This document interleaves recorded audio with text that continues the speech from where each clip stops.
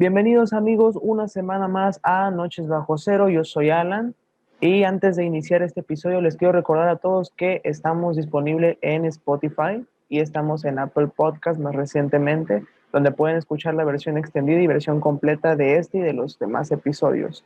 Sin ningún otro anuncio antes de poder comenzar, bueno, sin ningún otro anuncio muy relevante, pero sí tengo un anuncio más, que es principalmente la invitada que tenemos el día de hoy. Es una gran persona, una gran niña, y siento que tiene muchísimo que aportarnos para este canal. Te presento, Paulina. Mucho ¿Qué tal? gusto, ¿Cómo muchas gracias estás? por invitarme. Muy bien, gracias. Espero que también estés bien. Oh, estamos bien, estamos bien. Muchas gracias por haber aceptado la invitación, la verdad. Sí que tienes muchas cosas que aportar.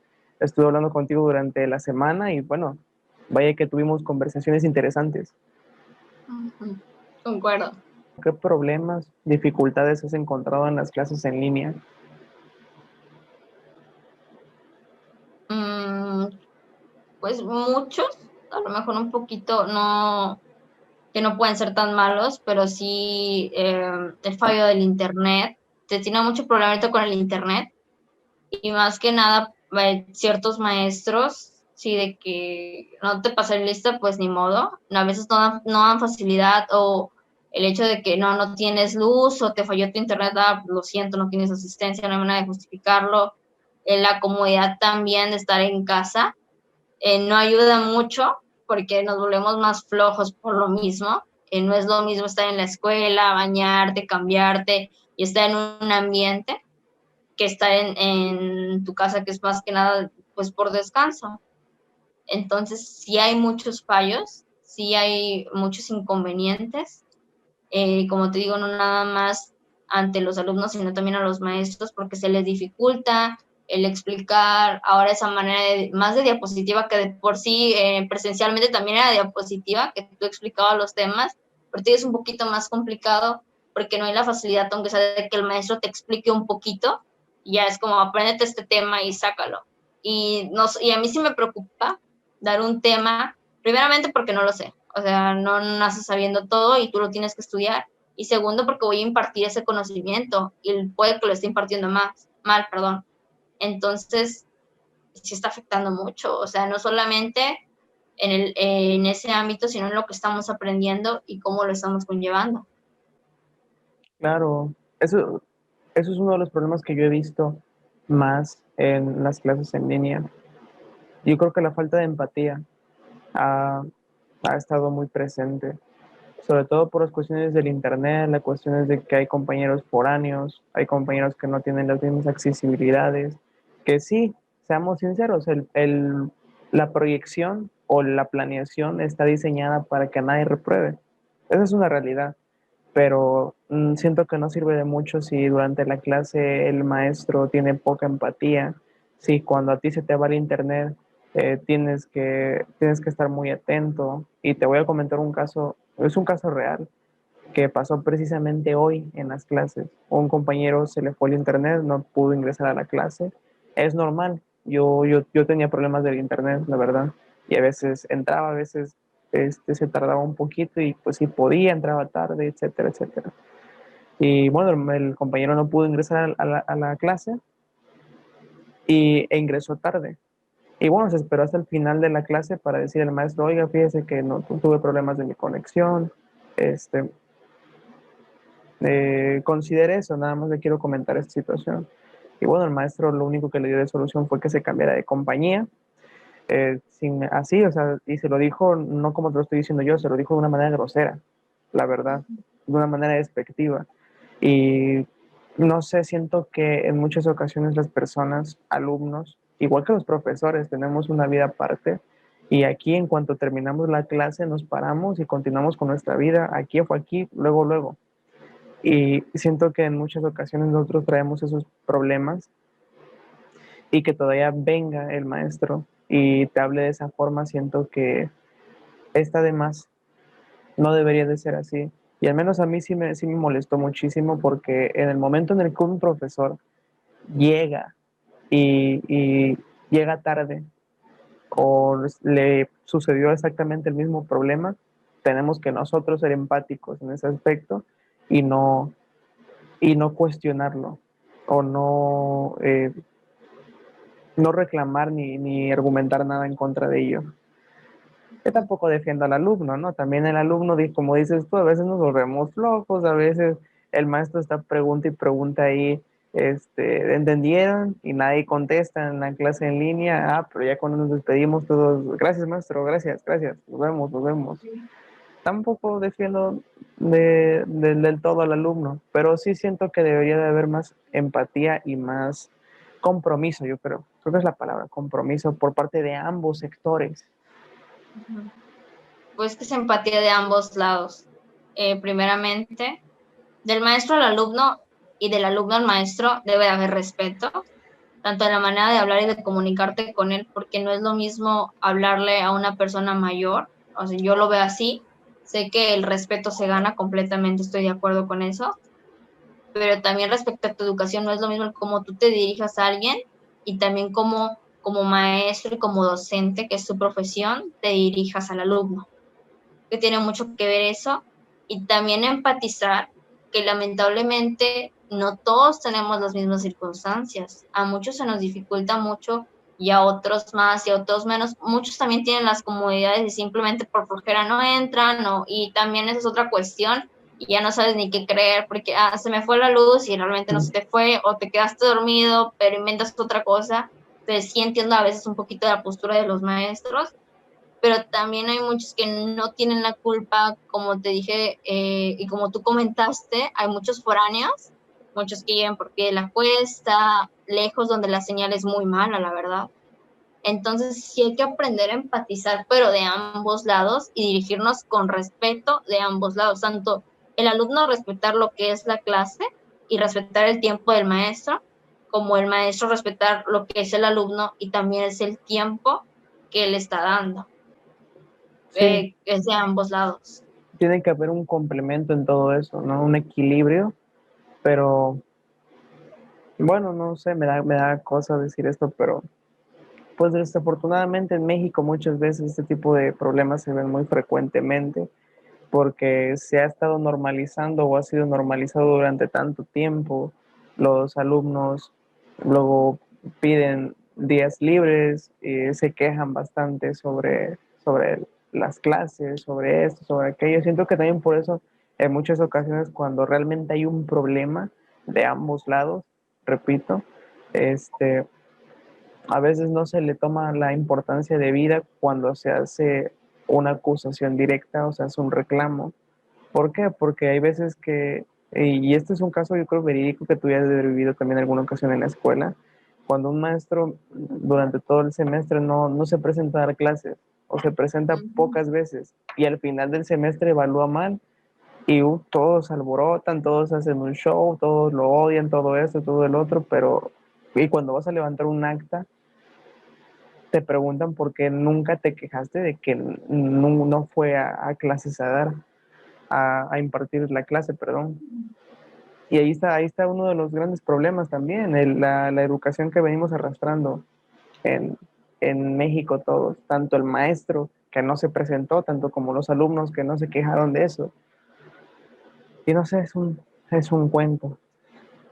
Pues sí, todo está vinculado, hace falta mucho compromiso de ambos lados, tanto del maestro como del alumno. El alumno porque pues, es a lo que va a aprender, al final de cuentas, a lo mejor sí, no define toda una calificación, ni define todo un título o un papel que certifique, pero sí te da muchas herramientas que puedes utilizar en un futuro.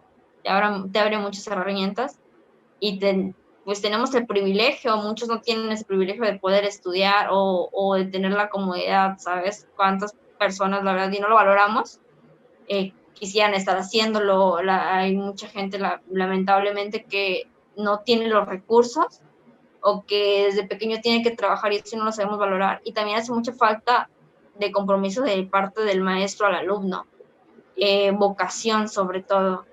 Muchas veces estudiamos o estudian o quieren armar una carrera universitaria por el hecho del dinero. Y sí, influye mucho, obviamente, porque es lo que te va a dar comodidad a tu vida, por supuesto, pero se ha vuelto muy superficial ese aspecto, tanto que te amargas para no querer impartir una clase y el alumno lo ve más como un compromiso, el tener ese título o esa educación y no como una herramienta que te va a servir. Sí, te abre muchos caminos, por supuesto, pero también tienes que tomar en cuenta que es conocimiento que tú vas a ocupar, o sea, de algo te va a servir. Entonces, creo que estigmatizamos mucho la educación. Y no porque esté mal, porque yo estoy muy, muy, muy a favor de la educación. A mí me gusta mucho la escuela y me gusta mucho aprender, pero a tal manera que le damos un valor intrínseco a las cosas. No sé si me explico, si me doy a entender. Sí, Que, por ejemplo, los maestros por vocación no lo hacen, no hay falta de compromiso de sus clases, ponen a exponer a sus alumnos a dar temas que obviamente ni siquiera han visto, ni siquiera saben, y por lo tanto es una cadena de que ni uno aprende ni los otros aprenden porque te toca dar el tema a ti, tú no tienes ni idea, y el maestro no va y también uno da esa comodidad, pues por flojera, la verdad, por flojera. Entonces es un problema que viene de ambos lados y por falta de compromiso. sí, definitivamente. Y así es una cadena, es un ciclo. Realmente no sé desde dónde debería de, bueno, sí sé desde dónde, desde la educación preescolar creo que es de donde deberían de empezar a cambiar. Hay muchas cosas que se tienen que cambiar en la educación en México, ¿sabes? Hay Demasiado. muchas cuestiones y muchas áreas que deberían de estarse cambiando, pero muchas veces no se cambian, muchas veces ni siquiera se hablan por tantos tabúes, tantos problemas, no sé si considerarlos culturales en el país, que las personas eh, se crean estas ideas malas sobre ciertas cuestiones y empiezan a, a reclamar al gobierno porque cambia las planeaciones de esa forma. Como ejemplo, la educación sexual, no me quiero meter mucho en ese tema, pero digo, la educación sexual en otros países se enseña usualmente desde, creo desde el preescolar. Lógicamente no gráficamente, no explícitamente, te empiezan como que a meter esa idea para que cuando llegues a la primaria empieces ya a tener ese conocimiento. Y bueno, son países que si tú ves sus índices de embarazos adolescentes son bajísimos. En cambio, mira México, que te enseñan hasta el sexto de primaria, no quinto año de primaria, te empiezan más o menos a explicar sobre la educación sexual, de ahí es el sexto año, no te enseñan casi nada, te vienen explicando en la secundaria más o menos, y bueno, nosotros que nos metimos aquí en una carrera de salud, pues te lo tienes que aprender sí o sí, Sí. pero igual conozco compañeros que no saben nada sobre eso. Y el problema ¿de dónde viene? Desde la educación preescolar. Igual esto, la vocación a las carreras, me preocupa mucho en el área de la salud ese tipo de aspectos, personas que no tienen vocación, personas que no le tienen amor a la profesión. Y bueno, aquí voy a abarcar varios temas. Uh-huh. No sé si esto llegue tan lejos, pero si llega tan lejos, pues bueno, que lo escuchen. Es una realidad que la universidad tiene niveles de corrupción, no sé a qué niveles, pero tiene niveles Es de corrupción evidente. y es una realidad y todos estamos enterados de eso, ¿me entiendes? Todos estamos enterados de eso y ahí es donde radica uno de los problemas grandes. Por ejemplo, aquí en la universidad, en medicina, al menos uno recomendado entra y estoy exagerándote el número mínimo, al menos uno recomendado. ¿Y qué es lo que sucede con esos recomendados en algunas ocasiones? Que resulta que este chico o esta chica no quería estudiar eso, pero sus papás son médicos y tienen la chance de poder meterlos a trabajar y de poder meterlos a la escuela a estudiar. ¿Y qué es lo que pasa? Que como tú dijiste, viven frustrados y el día que van a un hospital, ahí reflejan todo su odio y todo ese resentimiento ahí lo reflejan. Y ese es uno de los más grandes errores que podemos tener. Perdóname, me inspiré. No, no, sí, por supuesto. Concuerdo mucho contigo. Y todo respecto a la educación, creo que es lo principal, evidentemente, desde chiquitos, y no solamente desde chiquitos, sino también desde casa, desde temas que no se tocan en la mesa, porque hay muchos temas tabús que no tocas en la mesa. También esa educación tendría que venir desde los padres, pero si los padres no aprendieron desde antes y lamentablemente estamos viviendo en una época en la que está muy regularizada la tecnología, pero no nuestro, ¿cómo te digo? Nuestra moral es antigua, ¿sabes? Nuestra moral es antigua, hay muchas cosas que no se tocan desde casa, desde la mesa, y también hay muchas cosas en la educación que son muy ambiguas, que lamentablemente ya no están funcionando. Y también tiene Eh, mucho que ver el sentido que le estamos dando al hecho de ganar bien y de vivir bien. Y también el privilegio que unos tienen, porque es algo evidente que hay mucha corrupción, no solamente en las universidades, sino en todos lados.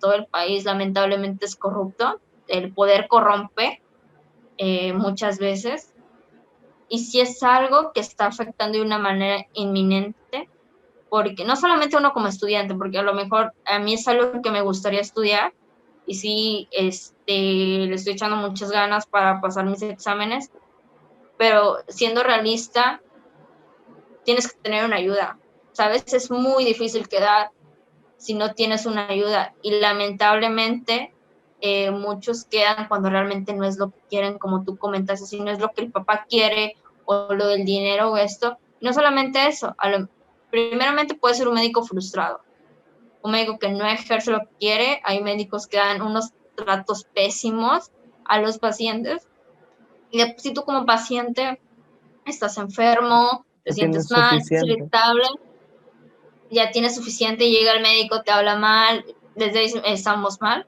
Segundo, muchos desertan, o sea, es algo que no te gusta, te frustras desde ahí, desertas y te sientes fracasado, Y ese ¿sabes? lugarcito pudo haber sido ocupado por alguien que, no sé, vino desde lejos con todo el amor y con toda la dedicación para poder entregarse a la carrera como se debe. Exactamente, o sea, que de verdad quería y era algo que le gustaba. Entonces, pues sí, la gente vive frustrada por la comodidad. Y creo que tenemos que aprender a salir de nuestra zona de confort, y cuando no lo haces, caes en la mediocridad, a mi punto de vista. Sí, pero bueno, en alguna ocasión leí también sobre los planes de educación. Si hoy se siembra un plan de educación en el que se cambie todo radicalmente, empezaríamos a ver resultados dentro de 20 años. Más, ¿O yo creo. crees? Sí, Según, bueno, definitivamente. yo creo que sí también. Según lo que yo leí, dice que empezaríamos a ver resultados dentro de 20 años como nosotros estamos viviendo probablemente lo que era la planeación de Fox, no, Ernesto Zedillo, si no me equivoco todavía, presidente de ese entonces. Nosotros somos el reflejo de esos planes de educación.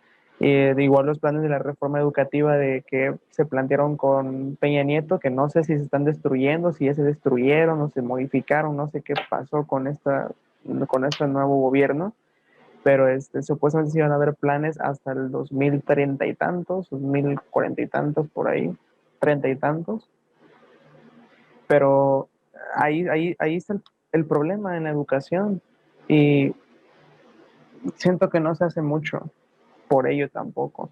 No se le da la importancia de vida. Y siempre buscamos un escape, no solamente en las drogas, sino también en el alcohol y en el cigarro. Creo que no sabemos atacar el problema, y no estoy de acuerdo también, porque es algo que se va a empezar a normalizar, ¿sabes? Primero va a ser la marihuana y después van a ser otro tipo de fármacos que nos van a hacer drogodependientes de ello.